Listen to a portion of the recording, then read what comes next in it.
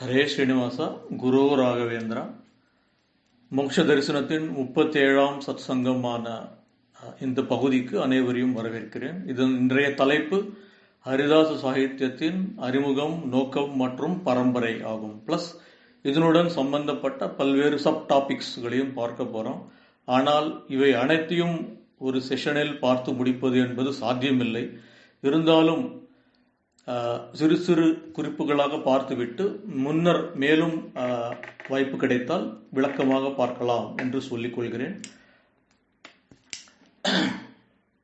நம ஸ்ரீபாதராஜாய நமஸ்தே வியாசயோகினே நம புரந்தராரியாய விஜயாரியாய தே நமஹா. இந்த 37ஆம் கூட்டத்தில் இந்த ஹரிதாச சாகித்யத்தை பற்றி பேசுவது மிகவும் பொருத்தமானதாக இருக்கிறது என்று கருதுகிறேன். அது ஏன் என்று சற்று நேரத்தில் பார்க்கலாம். அதற்கு முன்னர் ஹரிதாச சாகித்யத்தின் ஒரு சிறு அறிமுக குறிப்பை பார்த்து விடுவோம். கன்னட பக்தி சாகித்யமானது சுமார் 11-12ஆம் நூற்றாண்டிலேயே துவங்கி வந்தாலும் சிவசரண சாகித்யம் அல்லது வசன சாகித்யம் என்று அது அழைக்கப்பட்டு வந்தாலும் சுமார் 14ஆம் நூற்றாண்டில் ஹரிதாச சாகித்யத்தின் துவக்கத்திற்கு பிறகு மளமளவென்று வளர்ந்து இன்று வரைக்கும் அது தொடர்ந்து வந்திருக்கிறது என்பதை அறிய வேண்டும். கன்னட பக்தி சாகித்யத்திற்கு ஹரிதாச சாகித்யத்தின் பங்கு அளப்பரியது. ஏகப்பட்ட அற்புதமான அர்த்த தத்துவ சித்தாந்தங்கள் நிறைந்த கன்னட கிரந்தங்கள், காவியங்கள், தேவர நாமாக்கள் என்று பல வகையான பரிசுகளை கன்னட சாகித்யத்திற்கு அள்ளி கொடுத்தது நம்முடைய ஹரிதாச சாகித்யம். ஹரிதாச சாகித்யமானது ஸ்ரீமன் மத்வர் நிறுவிய துவைத சித்தாந்தத்தின் அடிப்படையாக கொண்டதாகும்.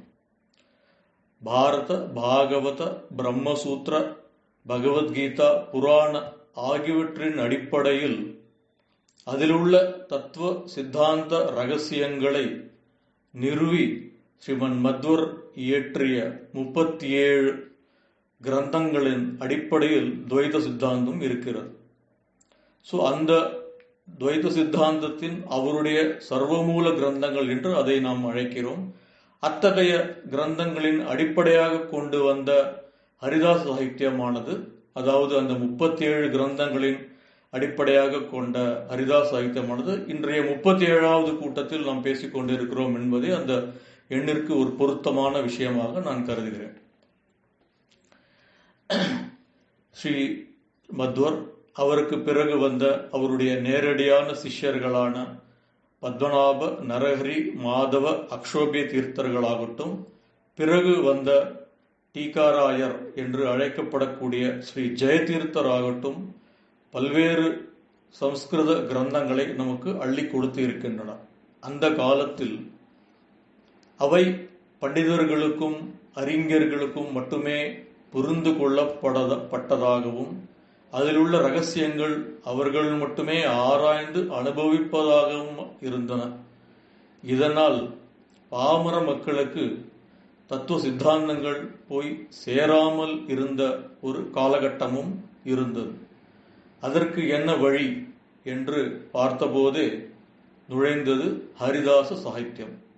இப்படி ஹரிதாச சாகித்யம் தோன்றி வளர்வதற்கு தமிழ் மொழியும் ஒரு முக்கியமான காரணம் என்று நாம் அறிய வேண்டியது முக்கியமான விஷயமாகும். அது எப்படி என்று பார்த்தால், ஸ்ரீபாதராஜர் அப்படின்ட்டு ஒரு மத்வ யதி, ஸ்ரீமன் மத்வாச்சாரியரிலிருந்து துவங்கி வந்த சந்நியாசி பரம்பரையில் 9வதாக வந்தவர். காலம் 15ஆம் நூற்றாண்டு. அவர் தன்னுடைய குருவான சுவர்ணவர்ண தீர்த்தர் அவரிடம் பாடம் கற்பதற்காக ஸ்ரீரங்கத்தில் பல்லாண்டுகள் தங்கியிருந்தார் என்று அறிகிறோம். அப்பொழுது அங்கு தமிழ் மக்களின் கிருதிகளான தேவாரம் மற்றும் பிரபந்தங்களை அவர் கேட்கும் வாய்ப்பு அவருக்கு கிடைத்துள்ளது. அவரவர்களுடைய சித்தாந்தங்களின் தத்துவங்களை அழகாக தமிழ் மொழியில் பிரபந்தங்களின் மூலமாக மக்கள் பாடிச் செல்வதை அவர் கண்டிருக்கிறார். எளிமையாக அவை புரிந்து கொள்ளப்படக்கூடியதாகவும் இருக்கிறது என்பதை உணர்ந்தார். அதை போலவே நமக்கும் ஒரு பேசு மொழியில் ஒரு மீடியம் இருக்க வேண்டும் என்று எண்ணிய ஸ்ரீபாதராஜர் துவக்கியதே ஹரிதாச சாகித்யம் என்று சொல்லலாம். ஒரு யதியின் கடமையாக அவர் செய்ய வேண்டிய, தினந்தோறும் செய்ய வேண்டிய பூஜை, ஆன்மீகங்கள், வந்தவர்களுடனான வாத விவாதங்கள், பாட்ட பிரவச்சனங்கள் இவற்றை முடித்துவிட்டு அவர் ஒரு ஹரிதாசரை போல, ஹரிதாசர் என்றால் என்ன, அந்த டெஃபினிஷனை நாம் பின்னால் பார்க்க இருக்கிறோம். அவர் காலில் சலங்கை கட்டி, கையில் தம்பூரி, தாளக்கட்டிகைகளை எடுத்துக்கொண்டு தாமே இயற்றிய ஹரிதாச கீர்த்தனைகளை பாடி வந்தார் என்பதை நாம் அறிகிறோம். இது அந்த காலத்தில் ஒரு புரட்சி என்றே சொல்லலாம். சமஸ்கிருதத்தில் இருந்து வந்த தத்துவ சித்தாந்தங்களை, அதன் ரகசியங்களை பாமர மக்களும் உணரும் வண்ணம் தமிழில் மொழிபெயர்த்து கொடுப்பதில் முதல் முயற்சி, முழுமையான முயற்சி எடுத்தவர் ஸ்ரீபாதராஜர் என்றே சொல்லலாம். அவர் பல்வேறு கீர்த்தனைகளை, சுழாதிகளை, உகாபோகங்களை, இவைகள் என்ன என்றும் கூட நாம் பின்னர் பார்க்க இருக்கிறோம், இயற்றி நமக்கு கொடுத்திருக்கிறார். அவை அனைத்தும் ஞான பக்தி வைராக்கியங்களால் நிரம்பி வழிபவை. அவற்றை படித்தாலே நமக்கு பக்தி பரவசமூட்டும் விதமாக இருக்கின்றது என்றே சொல்லலாம். அவருடைய கீர்த்தனைகளையோ பின்னர் வரக்கூடிய நாம் பார்க்கக்கூடிய வியாசராஜர், வாதிராஜர் அவர்களுடைய கீர்த்தனைகளையோ ஒரு சில நிமிடங்களில் விளக்கி சொல்ல முடியாது. இருந்தாலும் ஒரு கிருதியில் ஒரு பத்தியை மட்டும் பார்த்துவிட்டு நாம் முன்னர் செல்லலாம்.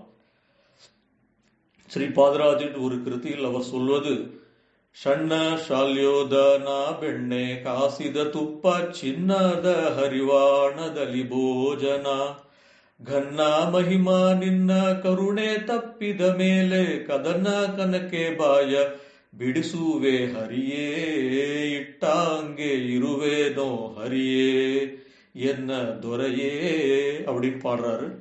இது என்ன அர்த்தம் அப்படின்னா, நாம சொன்னது மாதிரி ஹரிதாச சாகித்யமானது துவைத சித்தாந்தங்களின் கோட்பாடுகளை விளக்குவதாக இருக்கிறது. அதாவது ஹரிசர்வோத்தமா, வாயு ஜீவோத்தமா, பஞ்சபேத, தாரதமிய, முக்திக்கு பக்தியே சாதனம், இடைவிடாத பக்தியே சாதனம் என்பக்கூடிய பல்வேறு கோட்பாடுகளை ஸ்ரீபாதராஜரும் பின்னர் வந்த ஹரிதாசர்களும் அவர்களுடைய கீர்த்தனைகளில் அடக்கி நமக்கு விளக்கி இருக்கிறார்கள். இந்த குறிப்பிட்ட பாடலில், என்ன துரையே, ஸ்ரீஹரியே நீயே என் தலைவன், நான் உன் தாசன், இட்டாங்கே இருவேனோ ஹரியே, நீ எப்படி சொல்கிறாயோ அதன்படி நான் இருக்கிறேன், அனைத்தும் உன்னுடைய விருப்பமே ஆகும், நீயே சுதந்திரன், நான் அஸ்வதந்திரன், நீ ஒரு பொம்மலாட்டத்தில் ஆட்டுவிக்கும் பொம்மையைப் போல நீ ஆட்டுவிப்பதைப் போல நான் இருக்கிறேன் என்று விளக்குகிறார் ஸ்ரீபாதராஜர். அந்த பத்தியில் அவர் சொல்வது என்னவென்றால், தங்கத்தட்டு, அதில் காய்ச்சிய நெய், வெண்ணெய் இவற்றுடன் கூடிய நெய் ஊற்றிய பால் பாயசம், கூடவே அன்னம், இவை எனக்கு கிடைக்கும், சில நாட்களில் கிடைக்கிறது. மறுநாள் என்ன ஆகிறது அப்படின்னா, ஒரு கவள அன்னத்திற்கு கூட வழி இல்லாமல் என்னை ஆக்குகிறாய், இரண்டு நிலைகளுமே நீயே எனக்கு கொடுப்பவை என்று ஒரு மனத்துடன் நான் அவற்றை ஏற்றுக்கொள்கிறேன் என் தலைவனே அப்படின்று வைராக்கிய பாவத்தை நமக்கு ஊட்டக்கூடியதாக இருக்கக்கூடிய இந்த பாடலில் ஸ்ரீபாதராஜர் நமக்கு துவைத சித்தாந்த கருத்துக்களை விளக்குகிறார் அப்படின்னு பார்க்கிறோம். இதே போலவே பல்வேறு சுழாதிகளையும் அவர் இயற்றியிருக்கிறார். அடுத்து அவருடைய சிஷ்யரான ஸ்ரீ வியாசராஜர், மத்வயதி பரம்பரையில் வந்த மகா ஞானி ஸ்ரீ வியாசராஜர். யதித் வியாசத்ரய என்னும் கூடிய 3 சம்ஸ்கிருத கிரந்தங்களை இயற்றியவர். இந்தியா முழுவதுமாக 732 ஆஞ்சநேய விக்கிரகங்களை பிரதிஷ்டை செய்து வாயு ஜீவோத்தமா என சொல்லக்கூடிய மத்வ சித்தாந்தத்தை நிறுவியவர். விஜயநகர சாம்ராஜ்யத்தில் கிருஷ்ணதேவராயனின் சபையில் அரச குருவாக இருந்து பல்வேறு ஆலோசனைகளை வழங்கியவர் என்று இவருடைய பெருமைகளை முழுக்க விளக்கிக் கொண்டே போகலாம். இவரே தம்முடைய குரு எடுத்து வைத்த அடியின்படி ஹரிதாச சாகித்யத்தை ஒரு ஃபார்மல் பரம்பரையாக உருவாக்கியவர் என்று சொல்லலாம். அதுவரை இருந்த யதி பரம்பரை அவர்கள் இயற்றிய வியாச சாகித்யம், அதை வியாச பரம்பரை என்றும் சொல்வோம். இவர் ஹரிதாச சாகித்யத்திற்காக ஒரு தனி பரம்பரையை உருவாக்கி தாச சாகித்யம், தாச பரம்பரை என்று உருவாக்கினார் என்று பார்க்கிறோம். இவரும் கூட, ஸ்ரீ வியாச தீர்த்தரும் கூட பல்வேறு கிருதிகளை இயற்றியிருக்கிறார். ஸ்ரீ கிருஷ்ணா என்கிற அங்கிதத்தில் இயற்றியிருக்கிறார் என்பதை நாம் பார்க்கிறோம். ஸ்ரீ கிருஷ்ணா அங்கிதம் என்றால் என்ன என்பதை நாம் பார்க்க இருக்கிறோம் பின்னால். அதற்கு முன்னால் அவர் இயற்றிய பாடல் ஒன்றை பார்த்து விடுவோம்.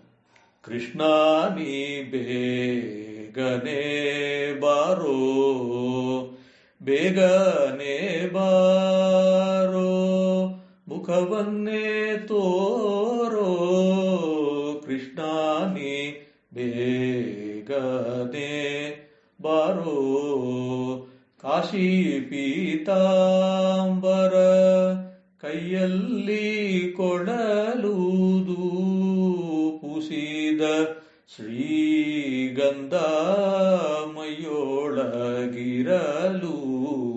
ಕೃಷ್ಣ ನೀ ಬೇಗನೆ பாரோ. இந்த பாடலை அறியாதவர்களே இருக்க முடியாது. பாகவதத்தில் ஸ்ரீ கிருஷ்ண லீலை வரும்படியான 10வது ஸ்கந்தத்தில் இருக்கக்கூடிய விஷயங்களை மிக அருமையாக இந்த சிறிய கிருதியிலும் பல்வேறு இதர கிருதிகளிலும் அடக்கியவர் ஸ்ரீ வியாசராயர்.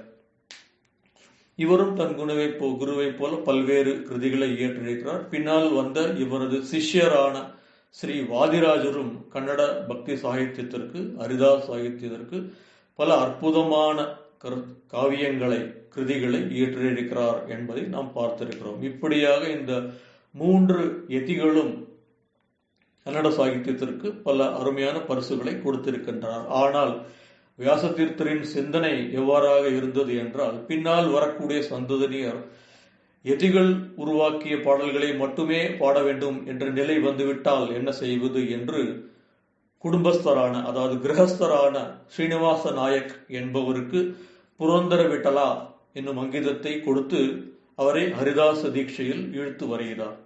பக்தி சாதனை செய்ய வேண்டும் என்று அவருக்கு ஆணையிடுகிறார். பின்னர் மறுபடி இன்னொரு சிந்தனை, இது பிராமணர்களுக்கு மட்டுமே சேர்ந்தது அல்ல, அனைவருக்கும் பொதுவான மக்களுக்கும் சேர்ந்த ஒரு சாகித்யமாகும் என்று எண்ணி பிராமணர் அல்லாத டிம்பா அல்லது கனகா என்பவருக்கு கனகதாசர் என்ற ஒரு அங்கிதத்தை கொடுத்து ஹரிதாச தீட்சையை கொடுத்து அவரையும் ஹரிதாச சாகித்யத்திற்கு இழுத்து வருகிறார். இப்படியாக ஸ்ரீ ஸ்ரீபாதராஜர், ஸ்ரீ வியாசதீர்த்தர், ஸ்ரீ வாதிராஜர் மற்றும் ஹரிதாசர்களான புரந்தரதாசர் மற்றும் கனகதாசர் இவர்கள் 5 இருந்த காலகட்டமானது ஹரிதாச சாகித்யத்தின் முதல் கட்டம் அல்லது பொற்காலம் எனப்படுகிறது என்று சொல்லலாம். பல்வேறு அற்புதமான கிரந்தங்கள் இன்று வரை இன்றைய காலத்திற்கும் பொருந்துமாறு இருக்கக்கூடிய விஷயங்களை அவர்கள் பாடி வைத்து நமக்கு சென்றிருக்கின்றனர். மற்றும் இவர்களுக்கு பின்னால் பல்வேறு ஹரிதாசர்கள் ஏகப்பட்ட கிரந்தங்களை, காவியங்களை, கீர்த்தனைகளை கொடுத்திருந்தாலும் இவர்களுடைய கீர்த்தனைகளை படித்து முடிப்பதற்கே நமக்கு ஒரு ஆயுள் போராது, அவற்றை புரிந்து உணர்ந்து கொள்ள நமக்கு இந்த ஆயுள் போராது என்றும் நிலைதான் நமக்கு இன்று உள்ளது அப்படின்னு நாம பார்க்கிறோம். அடுத்து ஹரிதாஸ் சாகித்யத்தில் அடுத்த அந்த பரம்பரை எப்படி தொடர்ந்தது என்பதை பார்க்கும் முன்னர் இந்த பல்வேறு வகைகளில் அவர்கள் பாடியிருக்கிறார்கள் என்றோமே, அதை சிறு குறிப்புகளில் பார்ப்போம். அது என்ன அப்படின்ட்டு. தேவரநாமா, சுளாதி, உகாபோகா, கண்டகாவிய, தீர்க்க காவிய, விருத்தநாமா, தண்டகா என்று பல்வேறு வகைகளில் கீர்த்தனைகளை, காவியங்களை இயற்றியிருக்கின்றனர் ஹரிதாசர்கள் மற்றும் யதிகள். தேவரநாமா அப்படி என்றால் என்ன என்றால் பாடல், அதாவது நமக்கு பொதுவாக பாடல் பாடக்கூடியது. அதாவது ஒரு பல்லவி இருக்கும், அனுபல்லவி இருந்தால் இருக்கலாம், பின்னர் வரக்கூடிய சரணங்கள் 3, 5, 7 என்று பல சரணங்கள் இருக்கலாம். அதை கொண்ட ஒரு பாடல், அதை தேவரநாமா என்று சொல்கிறோம். அடுத்து சுளாதி. சுளாதி என்றால் அதனுடைய டெஃபினேஷன் என்ன அப்படின்னா, ஒரு டெஃபினேஷன் சுழுவின ஹாதி சுளாதி என்று சொல்கிறார்கள். பகவந்தனை அடையக்கூடியதற்கு மிகவும் சுலபமான வழி என்றால் சுளாதியை பாடுவதே அப்படின்னு சொல்றாரு. பல்வேறு ஹரிதாசர்கள் சுளாதியிலும் தங்கள் கிருதிகளை இயற்றியிருந்தாலும் பின்னால் வந்த இரண்டாம் கட்டத்தின் முக்கியமான ஹரிதாசரான ஸ்ரீ விஜயதாசர் சுளாதிதாசர் என்று அழைக்கப்படுகிறார். ஏனெனில் அவர் மிக அதிகமான அற்புதமான சுளாதிகளை நமக்கு கொடுத்துவிட்டு சென்றிருக்கிறார் என்று நமக்கு தெரிகிறது. அதே போல அடுத்து உகாபோகா அப்படின்ட்டு ஒரு வகை இருக்கிறது. உகாபோகா என்றால் என்ன என்றால், இதில் பல்லவி சரணம் அப்படி எதுவும் இருக்காது. வெறும் ஒரு 4 வரியிலிருந்து ஒரு 20-25 வரிகள் வரையும் கூட இருக்கலாம். அதிலேயே சந்தங்கள், ஒரு அங்கித பெயர் மற்றும் சொல்ல வந்த தத்துவ சித்தாந்தங்களின் கருத்துக்கள் இவை அனைத்தும் அடக்கியது உகாபோகம் என்று சொல்லலாம். அதாவது ஒரு உதாரணத்திற்கு பார்த்தால், நின்ன தியானவ கொடோ என்னென்ன தன்யவ மாடோ பன்னங்க சயனா ஸ்ரீ புரந்தர விட்டலா. இவ்வளவுதான், 3 வரியில் ஒரு சிறிய உகாபோகம். உன்னுடைய தியானத்தை எனக்கு எப்பொழுதும் கொடு, என்னை தன்யனாக்கு, உன்னுடைய பக்தனாக்கு, பாம்பு படுக்கையில் படுத்திருக்கக்கூடிய ஸ்ரீ புரந்தர விட்டலானே. இவ்வளவுதான் ஒரு உகாபோகம். இதே போல பல்வேறு ஹரிதாசர்கள் இயற்றிய உகாபோகங்களும் நமக்கு கிடைத்திருக்கின்றன. இது போல விருத்தநாமா, தண்டகா என்று பல்வேறு வகைகள் இருந்தாலும் மிக முக்கியமாக இந்த 3 வகைகளில் மட்டும் ஹரிதாசர்கள் அநேக கிருதிகளை நமக்கு கொடுத்து சென்றிருக்கின்றனர் என்பதை நாம் பார்க்கிறோம். சரி, இவற்றில் இத்தகைய வகைகளில் ஹரிதாசர்கள் என்ன சொன்னார்கள் அப்படின்ட்டு பார்த்தோம் அப்படின்னாக்கா, முன்பே சொன்ன மாதிரி மத்துவ சித்தாந்தங்களின் கருத்துக்கள், தத்துவ விஷயங்கள், ஆழ்ந்த விஷயங்கள் அனைத்தையும் தெளிவான, எளிதாக புரிந்து கொள்ளக்கூடிய கன்னட மொழியில் நமக்கு கொடுத்திருக்கின்றனர் என்பதை நாம் பார்த்தோம். இதை தவிரவும், அதாவது பகவந்தனின் அவதாரங்கள், பகவந்தனின் குண நலன்கள், அவன் எப்படி கருணைசாலியாக இருக்கிறான், எப்படி பக்த வத்சலனாக இருக்கிறான், அவனுடைய பக்தர்களுக்கு எப்படி அவன் கருணை காட்டி அவர்களுக்கு அருளினான், அவனுடைய அவதாரங்கள் என்ன என்று, பகவந்தனும் வேதங்கள் எப்படி பகவந்தனை புகழ்கிறதோ, பிரம்மசூத்திரங்கள் எப்படி பகவந்தனை புகழ்கிறதோ, அதை கன்னடத்தில் மொழிபெயர்த்து கொடுத்திருக்கிட்டு பாடியிருக்கின்றனர். அதை போலவே மத்துவ சித்தாந்தத்தின் முக்கிய கோட்பாடான தாரதமியம், அதன்படி பகவந்தனுக்கு பிறகு வரக்கூடிய மகாலட்சுமி, பிரம்மவாயு, சரஸ்வதி, பாரதி என்ற அனைத்து தேவதைகளை பற்றியும் கூட ஹரிதாசர்கள் கிருதிகளை இயற்றி பாடியிருக்கின்றனர் என்பது நாம் அறிகிறோம், எல்லாருக்கும் தெரிந்ததே. இதை தவிர இவை மக்களிடம் போய் சேர வேண்டும் என்பது முக்கியமான கருத்து. ஆனால் இதற்கு மக்களை தயார்படுத்த வேண்டும், அவர்களை பக்தி மார்க்கத்துக்கு இழுத்து வர வேண்டும் என்றால் இதற்கு மேலும் சில விஷயங்களை சொல்ல வேண்டும். அதாவது அறிவுரைகள் அப்படின்னு சொல்லலாம். ஒரு உதாரணத்துக்கு ஒரு கனகதாசர் பாட்டு என்ன அப்படின்னாக்கா,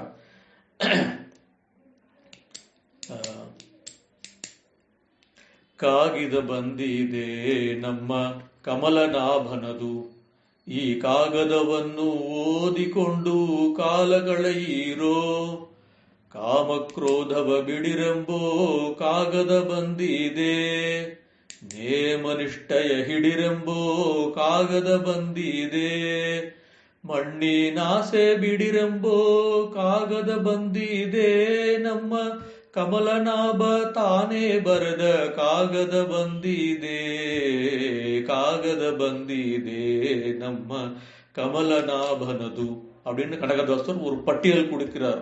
மக்கள் பக்தி மார்க்கத்திற்கு வருவதற்கு, பகவந்தனை அடைவதற்கு என்னென்ன செய்ய வேண்டும், என்னென்ன செய்யக்கூடாது என்று ஒரு லிஸ்ட் கொடுக்கிறார். அதாவது காமக்ரோதங்களை விடுங்கள், அரிஷட் வர்க்கங்களான காமக்ரோத, லோப, மோக, மத, மாத்சரிய ஆகிய 6 குணங்களை நாம் விட வேண்டும் அப்படின்னு சொல்றாரு. நேம நிஷ்டைய ஹிடிரெம்போ, அதாவது நம்முடைய தர்மத்திற்கு ஏற்ப விதிக்கப்பட்ட கர்மங்களை செய்ய வேண்டும். அதாவது பின்னால் வந்த ஜெகநாததாசர் சொல்கிறார், தைஹிக தெய்வீக காலிகத்ரய, தெய்ஹிக தேசிக காலிகத்ரய, அதாவது தினந்தோறும் செய்யக்கூடிய கர்மாக்கள் என்று நமக்கு சிலது உண்டு. சாலிகிராம பூஜை, சந்தியாவந்தனம், அக்னி காரியம் அவர்களுடைய தர்மத்தின்படி. அதன் பிறகு தேசிக, அந்தந்த க்ஷேத்திரங்களுக்கு, ஒரு க்ஷேத்திரத்துக்கு நாம் சென்றால் அங்கு செய்யக்கூடிய க்ஷேத்திர விதியின்படி செய்யக்கூடிய கர்மாக்கள் அது செய்யணும். காலிகத்ரய, அந்தந்த காலங்களில் செய்யக்கூடிய வேலைகள். சந்தியாவந்தனமே ஒரு காலத்தின் அடிப்படையில் செய்வது. பின்னர் கிரகண காலம், அல்லது சங்கிரமண காலம் இவற்றை போன்ற காலங்களில் செய்யக்கூடிய விரதங்கள், ஏகாதசி அன்று செய்யக்கூடிய ஏகாதசி விரதம் ஆகிய கர்மங்களை கிடீரங்கள், அதாவது பிடித்து செய்யுங்கள் அப்படின்னு சொல்றாரு. மண்ணின் ஆசை விடிரம்போ காகது பந்தது, மண்ணின் மேல் உள்ள ஆசையை விடுங்கள் அப்படின்ற மாதிரி செய்ய வேண்டிய செய்யக்கூடாத விஷயங்களை பட்டியல் கொடுத்து நம்மை பகவந்தனிடம் அழைத்து செல்வதற்கான பாதையை காட்டுகிறார் கனகதாசர். இதை போலவே மக்களை திருத்துவதற்கான பல்வேறு கிருதிகளை இயற்றியிருக்கின்றனர் ஹரிதாசர்கள். புரந்தரதாசர் இன்னொரு கிருதியும் கூட இதை போலவே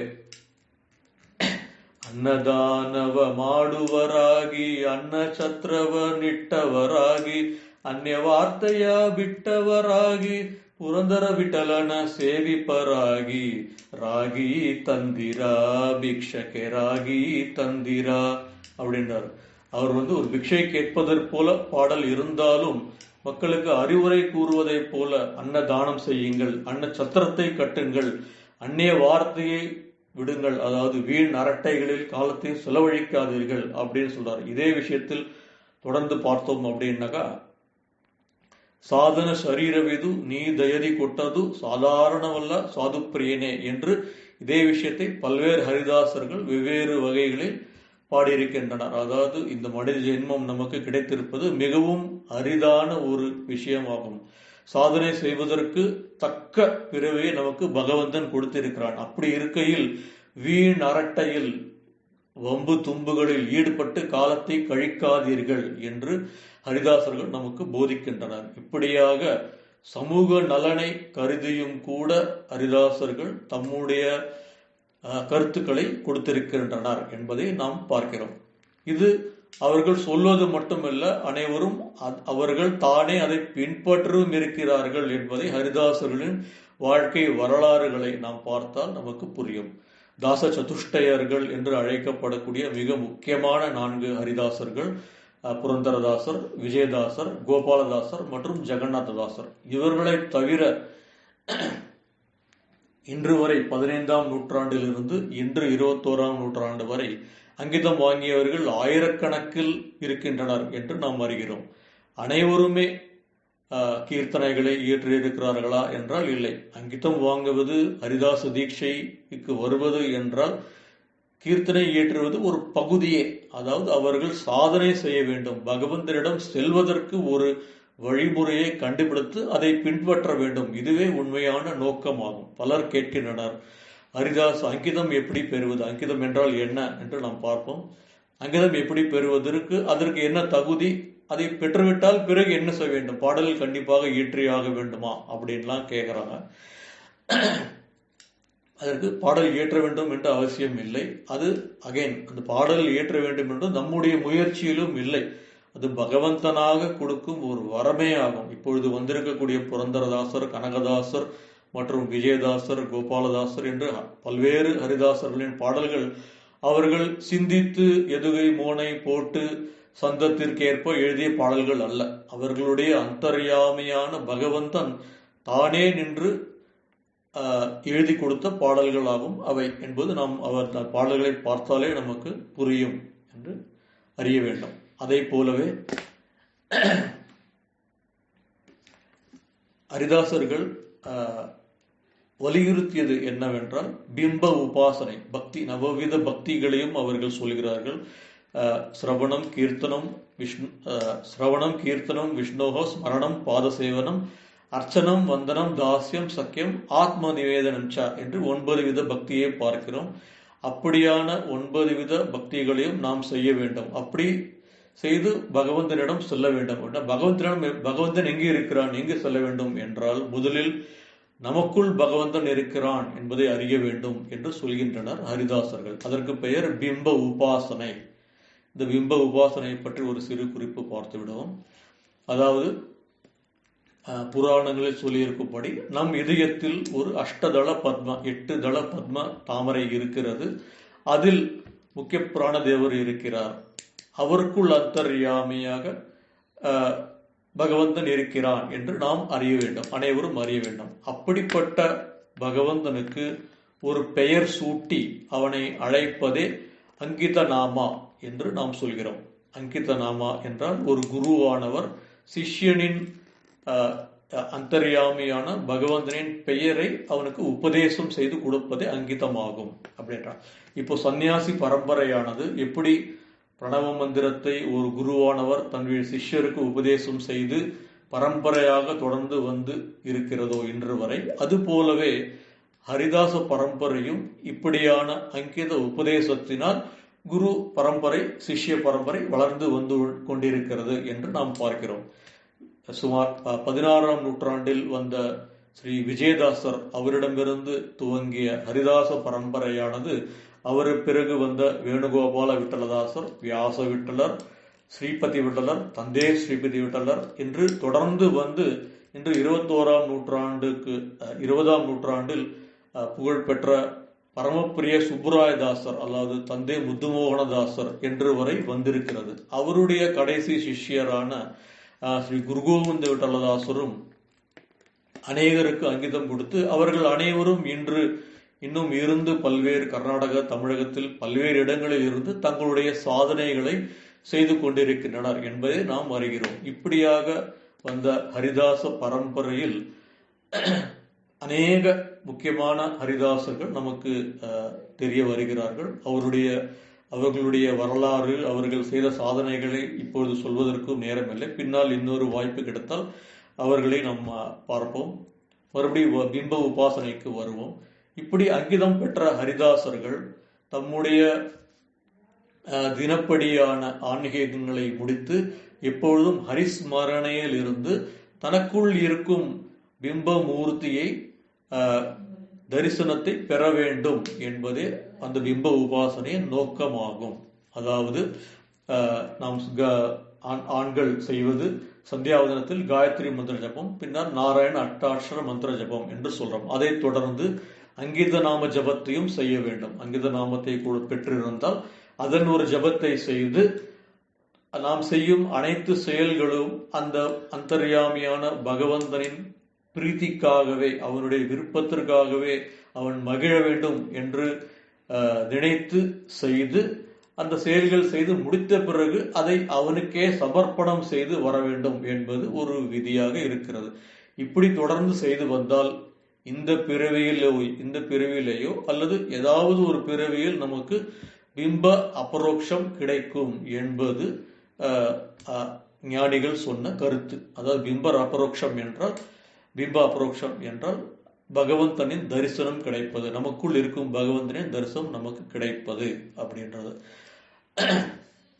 தாசர்கள் அவர்களுடைய பாடல்களிலே சொன்னது என்னவென்றால், ಅಂತರಂಗದಲ್ಲಿ ಹರಿಯ ಕಾಣದವ ಹುಟ್ಟು ಕುರುಡನೋ, ಸಂತತ ಹರಿಕೃಷ್ಣ ವಾರ್ತೆ ಕೇಳದವ ಜಟಮತಿ ಕಿವುಡನೋ அப்படின்றாங்க. அந்தரங்கத்தில் ஹரியை காணாதவன், உள்ளே ஹரி இருக்கிறான் என்பதை அறியாதவன் குட்டு குருடன், பிறவி குருடன் என்று சொல்கிறார்கள். அதே போலவே எப்பொழுதும் ஹரி நாமங்களை கேட்காமல் இருப்பவன், எந்நேரமும் கேட்காமல் இருப்பவன் சிவிடன் என்று திட்டுகிறார்கள் நம்மளை. அதே போலவே விஜயதாசர் அவருக்கு அபரோக்ஷ ஞானம் ஆன பிறகு, அதாவது அவருக்குள் இருந்த பகவந்தனை கண்டு அறிந்த பிறகு பாடிய பாடல் இவ்வாறாக இருக்கிறது.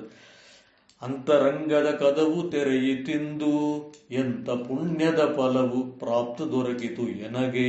ಅಂತರಂಗದ கதவு ತೆರೆಯಿತಿಂದು, அதாவது இதய கதவு திறந்து உள்ளே இருந்த பகவந்தனை நான் கண்டுகொண்டேன், அவருடைய தரிசனம் எனக்கு கிடைத்தது என்று சொல்கிறார் ஸ்ரீ விஜயதாசர். இதுவே அபரோக்ஷ தரிசனம் என்று சொல்லப்படுகிறது. அபரோக்ஷ தரிசனத்தின் அடுத்த கட்டம் முக்திக்கு செல்வது என்பது அது இறுதி இலக்காக இருக்கிறது அனைவருக்குமே. ஸோ முக்தியை, அபரோக்ஷ ஞானத்தை முக்தியை அடைவதற்கு ஹரிதாச சாகித்யமும் கூட ஒரு உதவியாக இருக்கிறது, ஒரு மீடியமாக இருக்கிறது என்பதை நாம் அறிய வேண்டும். பல்வேறு ஹரிதாசர்களின் யதிகளின் பரம்பரை அனுபவங்களிலிருந்து நாம் இதை அறிகிறோம் என்று தெரிய வேண்டும். இத்தகைய அங்கிதத்தை பற்றி ஸ்ரீ புரந்தரதாசர் சொல்கிறார். அங்கிதவில்லத தேக நிஷித்தவு, அங்கிதவில்லத காவிய சோபிப்புது. அதாவது ஒவ்வொரு மனிதருக்கும் அவனுடைய பிம்பமூர்த்தியின் தரிசனம் கிடைப்பதற்கு அங்கிதம் ஒரு முக்கியமான விஷயமாகும். அவனுக்கு கண்டிப்பாக அது தேவை. அப்படி எனக்கு பிம்ப மூர்த்தியின் தரிசனத்தை காட்டி கொடுப்பதற்காக கருணையுடன் எனக்கு என்னுடைய குருவான ஸ்ரீ வியாசராஜர் எனக்கு அங்கிதத்தை கொடுத்தார் என்று ஸ்ரீ புரந்தரதாசர் பாடுவதாக அந்த உகாபோகம் இருக்கிறது அப்படின்னு பார்க்குறோம். சரி, ஹரிதாசன் என்றால் என்ன? டைம் பார்க்கலாம். ஹரிதாசன் என்றால் என்ன அப்படின்னாக்கா, ஹரி என்றால் பகவந்தன், தாசன் என்றால் அவருடைய சேவகன். எல்லாருமே ஹரிதாசர்கள் தானே, நாம் அனைவருமே ஹரிதாசர்கள் தானே என்றால் எஸ், ஒரு வகையில் அனைவருமே ஹரிதாசர்கள் தான். ஆனால் ஹரிதாச சாகித்யத்தில் பரம்பரையில் வரக்கூடிய ஹரிதாசர் என்பவர்களுக்கு ஒரு சிறப்பான ரூல்ஸ் அண்ட் ரெகுலேஷன்ஸ் அப்படின்னு சொல்லலாம், விதிகள். இவற்றை பின்பற்றினால் அவர்கள் ஹரிதாசர் என்று சொல்லிக் கொள்ளலாம் என்று சொல்லியிருக்கிறார்கள். ஸ்ரீ விஜயதாசர் ஹரிதாச லக்ஷண சுளாதி என்றே ஒரு சுளாதியை இயற்றியிருக்கிறார். அதில் என்னென்ன நாம் செய்ய வேண்டும், செய்யக்கூடாது என்றும் அவர் பட்டியலிட்டிருக்கிறார். ಹರಿದಾಸ ಲಕ್ಷಣವು ಇರಬೇಕು ಈ ಪರಿ ಗರ್ವ ಕೋಪ ಮದ ಮತ್ಸರ್ವನ್ನು ಬಿಡಬೇಕು, ಎರಡಾರು ಪುಂಡರಗಳ தரிசி அப்படின்ட்டு அந்த சுள்ளாதி வருது. அதாவது 12 நாம முத்திரைகளை தரிக்க வேண்டும், கழுத்தில் துளசி மணிமாலை, கையில் தம்பூரி, காலில் சலங்கை, தலையில் நம் தலைப்பாகை முண்டாசு என்று சொல்கிறோம். அது எந்நேரமும் பகவந்தனை நாமும் பாடிக்கொண்டிருக்க வேண்டும். உண்பது எப்பொழுதும் பகவந்தனின் நைவேத்தியம் செய்யப்பட்ட பொருட்களையே உண்ண வேண்டும். சத் சங்கங்களிலேயே இருக்க வேண்டும், அறிஞர்களின் கற்றவர்களின் சங்கத்திலேயே இருக்க வேண்டும் என்பதாக ஒரு பெரிய பட்டியல் இருக்கிறது என்று பார்க்கிறோம். இப்படி செய்பவர்கள் அங்கிதம் பெறுவதற்கு தகுதி பெற்றவர்கள் என்று சொல்கிறார். பிளஸ் அங்கிதம் பெற்றவர்களும் இப்படியாக இருக்க வேண்டும், இருந்தால் அந்த அங்கிதத்திற்கு அந்த பிம்பமூர்த்தி தரிசனம் பெறுவதற்கு ஒரு வாய்ப்பு இருக்கிறது என்று அந்த சுளாதியிலும் நாம் பார்க்கிறோம். இப்படியாக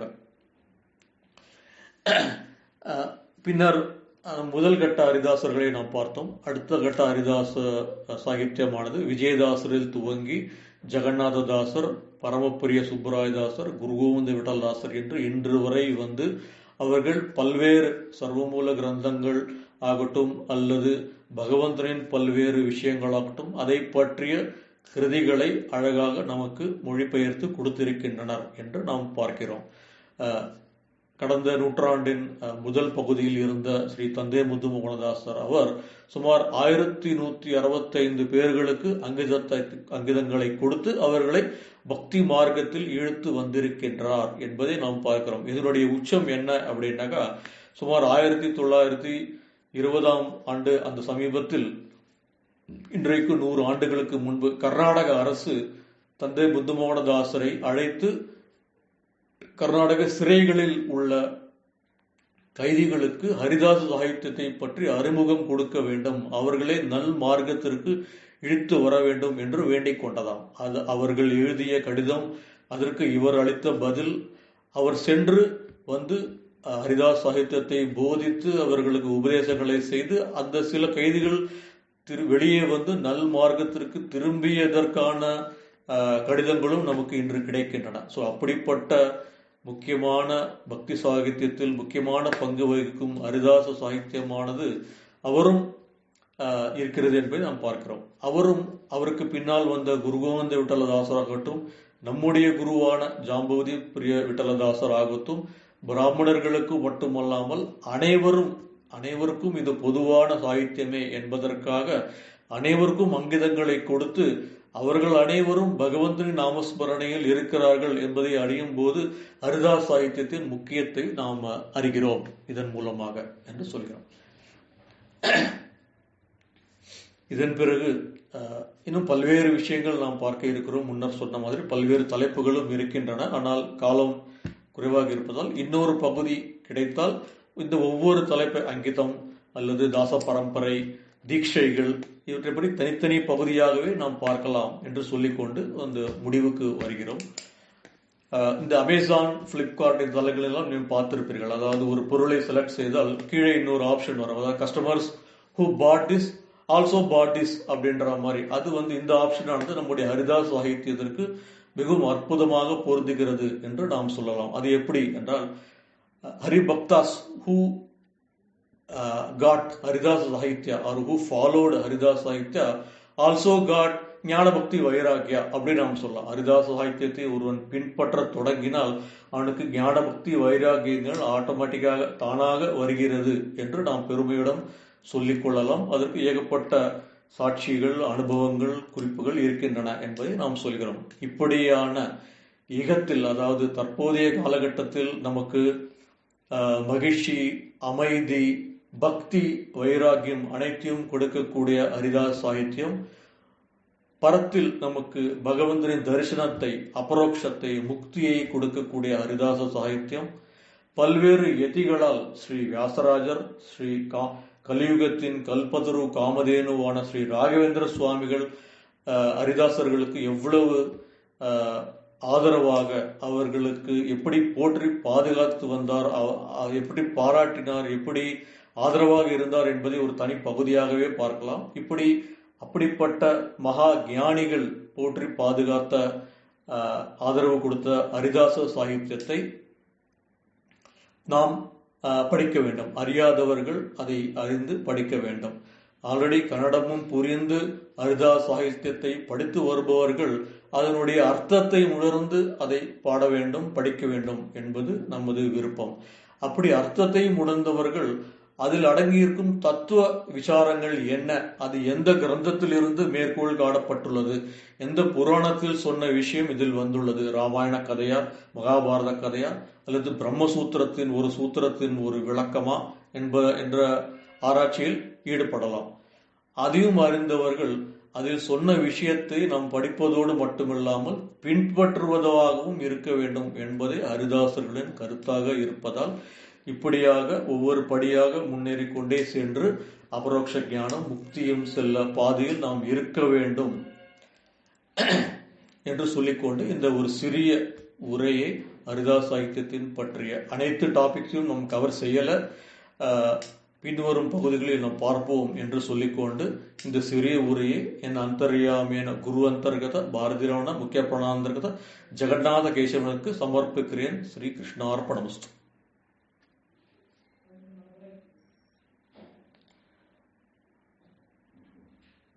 ஸ்ரீனிவாசன்.